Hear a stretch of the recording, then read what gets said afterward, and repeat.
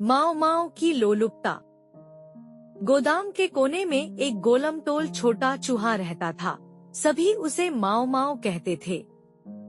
माओ माओ के पास चिकना ग्रे फर था और उसकी गोल काली आंखें बहुत चतुर दिखती थी। वह स्वादिष्ट भोजन की तलाश में था। उसका पेट एक अथाह गड्ढे की तरह था जो कभी नहीं भर सकता था। डकार। माओ माओ ने डकार ली और अपने फूले हुए पेट को रगड़ा।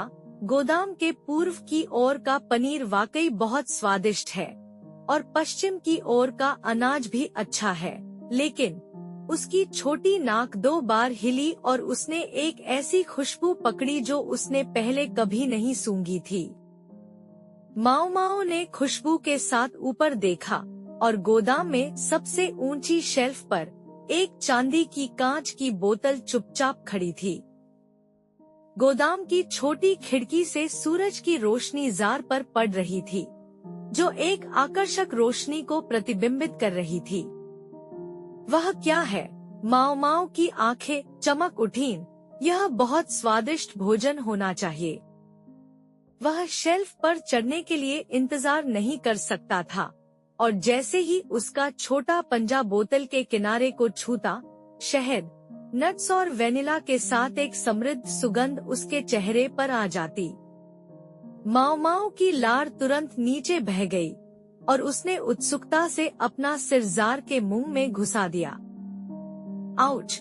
माओ माओ का सिर जार के मुंह में फंसा हुआ था और वह चाहे कितनी भी कोशिश कर ले, अंदर नहीं जा पा रहा था। वह बाहर निकला, अपने उभरे हुए पेट को छुआ और उसे निराशा हुई कि वह बहुत मोटा था। मुझे अंदर के स्वादिष्ट व्यंजन खाने चाहिए, माओ माओ ने मन बना लिया। उसने जार को देखा, अपने पेट को छुआ और अचानक उसे एक विचार आया। अगले 3 दिनों तक माओ माओ ने केवल थोड़ा पानी पिया और कोई भी खाना खाने से मना कर दिया। पहले दिन उसका पेट गुर्राता रहा। दूसरे दिन जब वह पनीर के पास से गुजरा तो वह लगभग खुद को नियंत्रित नहीं कर सका। तीसरे दिन जब वह चला तो उसे हल्कापन और कांपता हुआ महसूस हुआ। अब सब ठीक हो जाना चाहिए। माओ माओ कमजोर लेकिन उत्साह से फिर से शेल्फ पर चढ़ गया। इस बार उसका पतला शरीर आसानी से जार में फिसल गया। बोतल में जो दृश्य था उसने माओ माओ को चौंका दिया। सुनहरा शहद, कुरकुरे मेवे, मीठे सूखे मेवे और सभी प्रकार के स्वादिष्ट भोजन जो उसने पहले कभी नहीं देखे थे, सब एक साथ ढेर हो गए थे। माओ माओ ने खुशी से चिल्लाते हुए भोजन पर झपट्टा मारा। पिछले 3 दिनों की भूख की पीड़ा को पूरी तरह से भूल गया। यह स्वादिष्ट है, वह भी स्वादिष्ट है।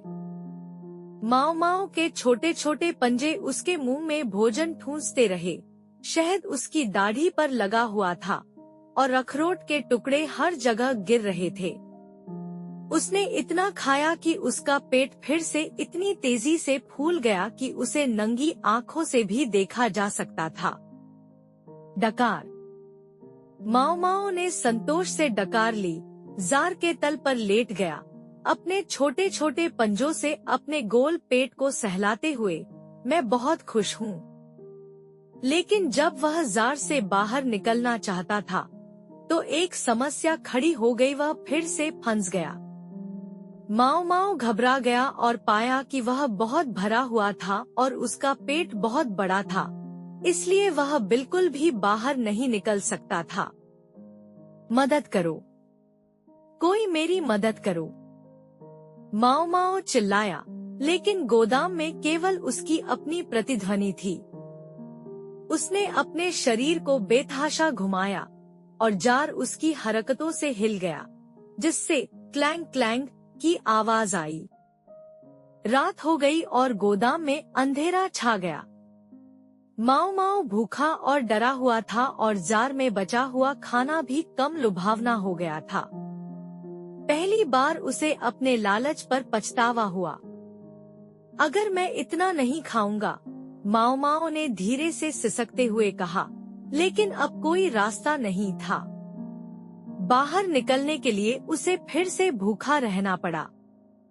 दूसरे 3 दिन पहले से ज्यादा मुश्किल थे। बोतल में रखे खाने की खुशबू माओ माओ को लुभाती रही, लेकिन उसे पता था कि अगर उसने फिर से खाया तो वह कभी बाहर नहीं निकल पाएगा।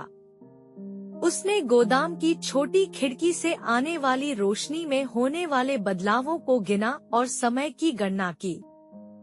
आखिरकार तीसरे दिन की शाम को माओ माओ इतना दुबला हो गया था कि वह बोतल से बाहर निकल सकता था। वह कमजोर होकर बोतल से बाहर निकला और हांफते हुए शेल्फ पर खड़ा हो गया। चांद की रोशनी उसके दुबले पतले शरीर पर चमक रही थी, जिससे उसकी लंबी परछाई पड़ रही थी। माओ माओ ने पीछे मुड़कर चांदी की बोतल को देखा, जो अब कम आकर्षक लग रही थी। वह धीरे धीरे शेल्फ से नीचे उतरा, हर कदम सावधानी से उठाते हुए। अपने घोंसले में वापस आकर माओ माओ ने एक सांस में ढेर सारा पानी पी लिया, फिर घास के ढेर में दुबककर आराम से सो गया। इस अनुभव ने उसे एक बहुत बड़ा सबक सिखाया। क्षणिक आनंद के लिए लालच बड़ी मुसीबत ला सकता है। अगले दिन जब सूरज फिर से गोदाम में चमका, तो माओ माओ ने दूसरे चूहों को अपने अनुभव के बारे में बताया। बोतल में रखा खाना वाकई स्वादिष्ट है, माओ माओ ने अपने पतले पेट को छूते हुए कहा, लेकिन क्या एक भोजन के लिए 6 दिन भूखे रहना उचित है? दूसरे चूहों ने अपना सिर हिलाया। तब से माओ माओ कम लालची हो गया। उसने बहुत हो जाने पर रुकना सीख लिया और अक्सर अपने दोस्तों को याद दिलाने के लिए इस कहानी का इस्तेमाल करता था। कभी कभी जब रात में चांदनी विशेष रूप से चमकीली होती थी, तो माओ माओ ऊंची शेल्फ पर रखी कांच की बोतल को देखता था। चांदी की रोशनी अभी भी आकर्षक थी, लेकिन माओ माओ ने केवल एक नजर डाली और फिर कभी उसमें नहीं चढ़ा, बल्कि सुरक्षित भोजन की तलाश में पीछे मुड़ गया। क्योंकि उन्होंने एक सच्चाई समझ ली थी, लालच से अल्पकालिक खुशी मिल सकती है, लेकिन संयमित रहना सीख लेने से दीर्घकालिक स्वतंत्रता मिल सकती है।